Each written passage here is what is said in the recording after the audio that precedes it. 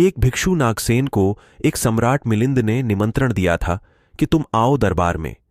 तो जो राजदूत गया था निमंत्रण देने, उसने नागसेन को कहा कि भिक्षु नागसेन, आपको बुलाया है सम्राट मिलिंद ने, मैं निमंत्रण देने आया हूं। तो वह नागसेन कहने लगा, मैं चलूंगा जरूर, लेकिन एक बात विनय कर दूं, पहले ही कह दूं कि भिक्षु नागसेन जैसा कोई है नहीं। ये केवल एक नाम है, काम चलाऊ नाम है। आप कहते हैं तो मैं चलूंगा जरूर, लेकिन ऐसा कोई आदमी कहीं है नहीं। वह आया भी रथ पर बैठकर। सम्राट ने द्वार पर स्वागत किया और कहा, भिक्षु नागसेन, हम स्वागत करते हैं आपका। वह हंसने लगा। उसने कहा कि स्वागत स्वीकार करता हूं, लेकिन स्मरण रहे, भिक्षु नागसेन जैसा कोई है नहीं। सम्राट कहने लगा, बड़ी पहेली की बातें करते हैं आप। अगर आप नहीं हैं तो कौन है? कौन आया है यहां? कौन स्वीकार कर रहा है स्वागत? कौन दे रहा है उत्तर? नागसेन मुड़ा और उसने कहा कि देखते हैं सम्राट मिलिंद, यह रथ खड़ा है जिस पर मैं आया। सम्राट ने कहा, हां, यह रथ है। तो भिक्षु नागसेन पूछने लगा, घोड़ों को निकालकर अलग कर लिया जाए। घोड़े अलग कर लिए गए और उसने पूछा सम्राट से, ये घोड़े रथ हैं? सम्राट ने कहा, घोड़े कैसे रथ हो सकते हैं? घोड़े अलग कर दिए गए। सामने के डंडे जिनसे घोड़े बंधे थे खिंचवा लिए गए। और उसने पूछा कि ये रथ है, सिर्फ 2 डंडे कैसे रथ हो सकते हैं? डंडे अलग कर दिए गए, चाक निकलवा लिए और कहा, ये रथ हैं। सम्राट ने कहा, ये चाक हैं, ये रथ नहीं है। और एक एक अंग रथ का निकलता चला गया और एक एक अंग पर सम्राट को कहना पड़ा कि नहीं, ये रथ नहीं है। फिर आखिर पीछे शून्य बच गया, वहां कुछ भी न बचा। भिक्षु नागसेन पूछने लगा, रथ कहां है अब? रथ कहां है अब? और जितनी चीजें मैंने निकाली, तुमने कहा, ये भी रथ नहीं, ये भी रथ नहीं, ये भी रथ नहीं, अब रथ कहां है? तो सम्राट चौंक कर खड़ा रह गया। रथ पीछे बचा भी नहीं था और जो चीजें निकल गई थीं उनमें कोई रथ था भी नहीं। तो वह भिक्षु कहने लगा, समझे आप, रथ एक जोड़ था, रथ कुछ चीजों का संग्रह मात्र था। रथ का अपना होना नहीं है कोई, ईगो नहीं है कोई, रथ एक जोड़ है। आप खोजें कहां है आपका मैं, और आप पाएंगे कि अनंत शक्तियों के एक जोड़ है, मैं कहीं भी नहीं है। और एक एक अंग आप सोचते चले जाएं तो एक एक अंग समाप्त होता चला जाता है, फिर पीछे शून्य रह जाता है।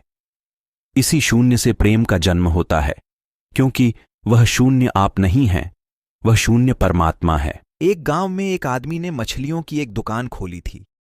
बड़ी दुकान थी, उस गांव में पहली दुकान थी।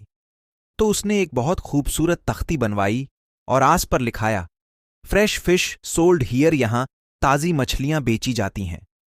पहले ही दिन दुकान खुली और एक आदमी आया और कहने लगा, फ्रेश फिश सोल्ड हियर, ताजी मछलियां? कहीं बासी मछलियां भी बेची जाती हैं? ताजी लिखने की क्या जरूरत? दुकानदार ने सोचा कि बात तो ठीक है, इससे और व्यर्थ बांसे का भी ख्याल पैदा होता है।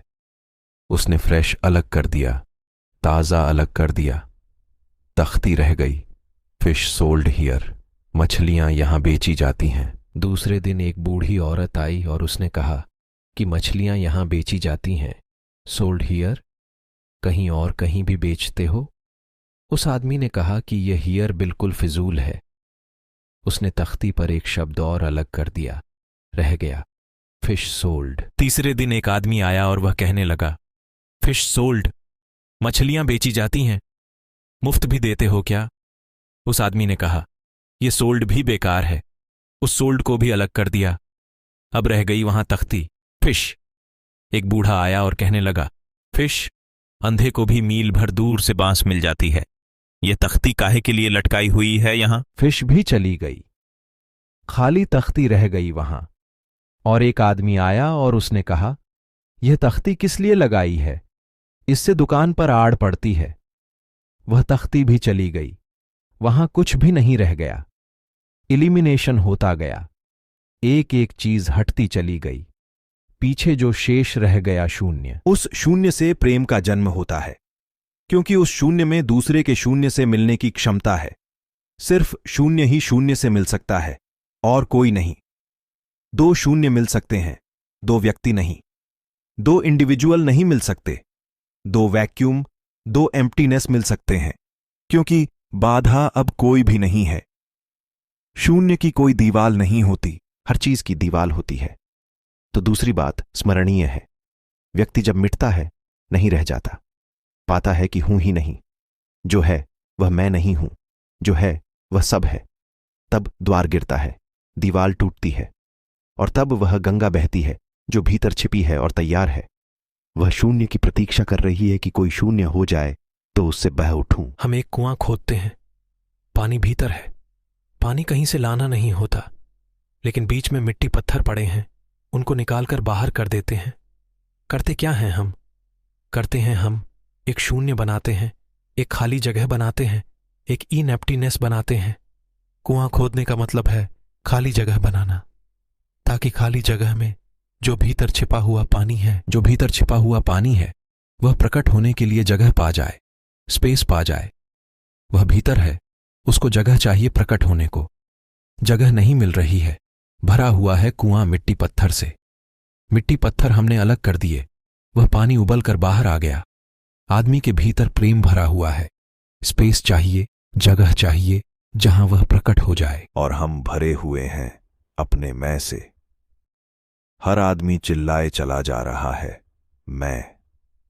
और स्मरण रखें, जब तक आपकी आत्मा चिल्लाती है मैं, तब तक आप मिट्टी पत्थर से भरे हुए कुएं हैं। आपके कुएं में प्रेम के झरने नहीं फूटेंगे, नहीं फूट सकते हैं।